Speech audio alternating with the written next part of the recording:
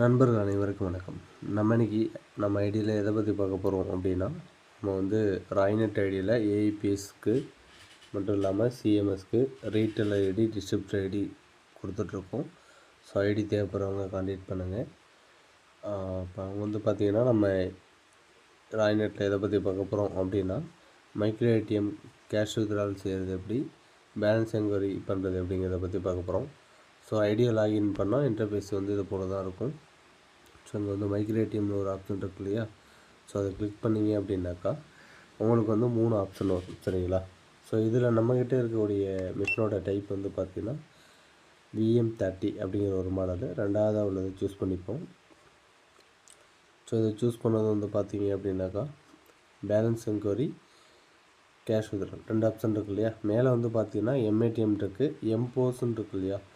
இது வந்து எதுக்காக ஆப்ஷன் பார்த்தீங்கன்னா, கிரெடிட் கார்டில் உள்ள பணத்தை வந்து நம்ம எடுத்து கொடுக்கலாம். சரிங்களா? ஸோ மற்ற கம்பெனியில் வந்து பார்த்திங்கன்னா டெபிட் கார்டு மட்டும்தான் எடுத்து கொடுக்க முடியும். ஸோ நம்மளுடைய ராய்நெட் ஐடியில் வந்து பார்த்திங்க அப்படின்னாக்கா கிரெடிட் கார்டு பணமும் வந்து நம்ம வந்து எடுத்து கொடுக்கலாம். சரிங்களா? ஸோ இதை வந்து பர்ச்சேஸில் போட்டு நம்ம எவ்வளோ அமௌண்ட்டோ அந்த அமௌண்ட் எடுத்து கொடுக்கலாம். ஸோ இப்போ நம்ம வந்து டெபிட் கார்டு மட்டும் கேஷ் வித்ட்ராவல் பண்ண போகிறோம். எம்ஏடிஎம் கிளிக் பண்ணிட்டு ஒரு பேலன்ஸ் என்கொயரி பண்ண போகிறோம். இந்த இடத்துல வந்து கஸ்டமரோட மொபைல் நம்பரை வந்து நீங்கள் என்ட்ரு பண்ணிக்கலாம். ஸோ கஸ்டமரோட மொபைல் நம்பர் என்ட்ரு பண்ணிட்டு ப்ரொசீட் கொடுத்தீங்க அப்படின்னாக்கா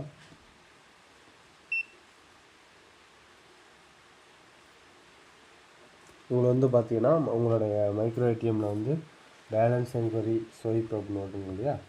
ஸோ இதில் வந்து பார்த்தீங்கன்னா கார்டை வந்து கீழே இன்சர்ட் பண்ணணும். கீழே ஒரு ஆப்ஷன் இருக்குது பாருங்கள், இன்சர்ட் பண்ணுறதுக்கு ஆப்ஷன் இருக்குது. ஸோ இதில் வந்து நீங்கள் இன்சர்ட் பண்ணிட்டீங்க அப்படின்னாக்கா ப்ராசஸிங் வந்து ஸ்டார்ட் ஆகிடுச்சு. ப்ளீஸ் இன்புட் பாஸ்வேர்ட் அப்படின்னு வருது இல்லையா.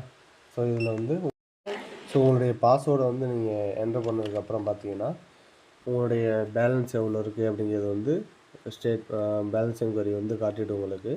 ஸோ டன் கொடுத்துருங்க. மறுபடியும் நீங்கள் வித்ட்ரா பண்ணுறதுனா சேம் ஆப்ஷனை கிளிக் பண்ணிட்டு கேஷ் வித்ட்ராவலில் எவ்வளோ அமௌண்ட் வித்ட்ரா பண்ண போகிறீங்களோ அந்த அமௌண்ட் என்ட்ரு பண்ணிட்டு ஒரு மொபைல் நம்பரை வந்து சூஸ் பண்ணிக்கிங்க.